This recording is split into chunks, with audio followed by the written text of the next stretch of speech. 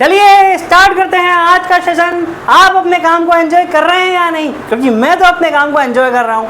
आपका काम है पढ़ाई करना, उससे मस्त पढ़ाई करिए, एंजॉय करते रहिए, रिवीजन करते रहिए, आनंद आने लगेगा, आप अपने काम को एंजॉय करने लगेंगे जैसे कि मैं कर रहा हूँ।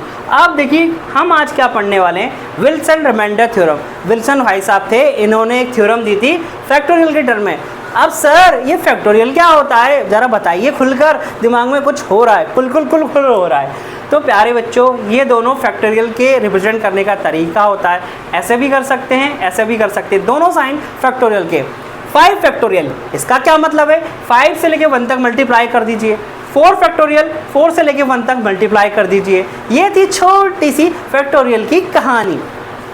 अब थ्योरम पढ़िए। तो विल्सन ने क्या थ्योरम दी कि नीचे अगर डिवाइजर में प्राइम नंबर है, ध्यान रखिए मस्ट कंडीशन है, अभाज्य संख्या होनी चाहिए, प्राइम नंबर होना चाहिए, और ऊपर p-1 फैक्टोरियल में, ध्यान रखिए p-1 फैक्टोरियल में होना चाहिए। तो रिमाइंडर हमेशा क्या बचेगा यहाँ से प्यारे बच्चों? तो रिमाइंडर मुझे हमेशा देखने को मिलेगा -1। अब सर ये -1 कहाँ से आ गया? हम तो पॉजिटिव 1 सुना था आज तक स्कूल में। तो देखिए मैं आपको एक्सप्लेन करता हूँ। जैसे कि 5 नीचे तो ऊपर 4 का फैक्टोरियल आएगा और 4 फैक्टोरियल बनेगा 24। 24 में हम क्या करेंगे, 5 से डिवाइड करेंगे, इसकी वैल्यू आएगी 24/5।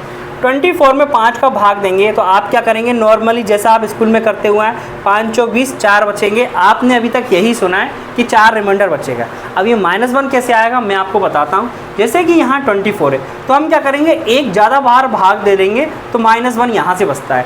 -1 कब बचता है? जब एक ज़्यादा बार भाग दे देते हैं तो -1 बचता है। अब ऐसा क्यों करते हैं? तो प्यारे बच्चों, जब हम रिमाइंडर निकाल रहे होते हैं ना, तो ये -1 है ना, हमारी बहुत हेल्प करता है। अभी जब मैं क्वेश्चन कराऊंगा ना, तब इसको आप फील करेंगे। तो -1 का बहुत ज़्यादा इंपॉर्टेंस हो जाता है, चुटकियों में क्वेश्चन सॉल्व करता है, कैलकुलेशन को आसान कर देता है। लेकिन ध्यान रखना, माइनस में हम कभी आंसर नहीं देते। अगर हमें से इसका आंसर पूछा जाएगा तो हम +4 ही आंसर देंगे, -1 आंसर नहीं देंगे। तो अब इसको कैसे बनाएंगे? ये आया -1/5, तो क्या करेंगे, 5 में से 1 को घटा देंगे तो 4 रिमाइंडर आ जाएगा। ये थी -1 की कहानी। अब चलिए एग्जाम्पल लेते हैं, क्वेश्चन करेंगे। देखिए क्वेश्चन छोटे हैं, -1 की कहानी बड़े बड़े क्वेश्चनों में यूज़ होती है। अभी तो सिर्फ मैं इसी के एग्जाम्पल आपको करा रहा हूँ, तो छोटे छोटे क्वेश्चन हैं ये। तो देखिए जैसे कि नीचे 11 है, प्राइम नंबर है, तो ऊपर 11 - 1 10 का फैक्टोरियल है, रिमाइंडर कितना बचेगा? -1। लेकिन माइनस में हम आंसर नहीं देंगे, क्या करेंगे, 11 में से 1 को घटा देंगे, 10 आंसर आ जाएगा। यहाँ भी कितना, -1 बचेगा, लेकिन माइनस में आंसर नहीं देंगे, 13 में से 1 को घटा देंगे, 12 आंसर बचेगा।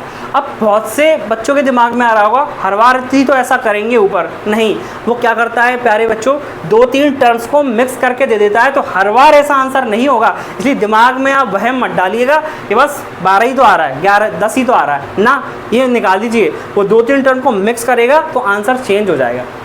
अब क्या विल्सन ने कंपोजिट नंबर के लिए भी थ्योरम दी? जी बिल्कुल दी। जैसे यहाँ प्राइम नंबर मस्ट था ना, यहाँ क्या कंडीशन डाल दी उसने, कंपोजिट नंबर के लिए n की वैल्यू 4 से बड़ी होनी चाहिए। तो देखिए जैसे कि 6, नीचे 6 है तो ऊपर 1 - 1 का फैक्टोरियल होगा। भाई नीचे कंपोजिट नंबर है तो ऊपर n-1 का फैक्टोरियल होता है, तो यहाँ रिमाइंडर 0 देखने को मिलता है। कितना मिलता है यहाँ रिमाइंडर? 0।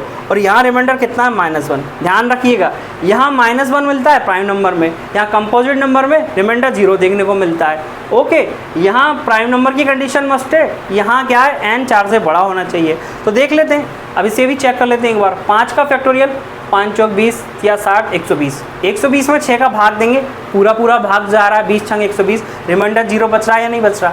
इस तरह से हम सॉल्व कर लेते हैं। विल्सन ने रिमाइंडर के लिए थ्योरम दी, एक बार आप कोशिश करिएगा, आपको समझ में आएगा। Thank you.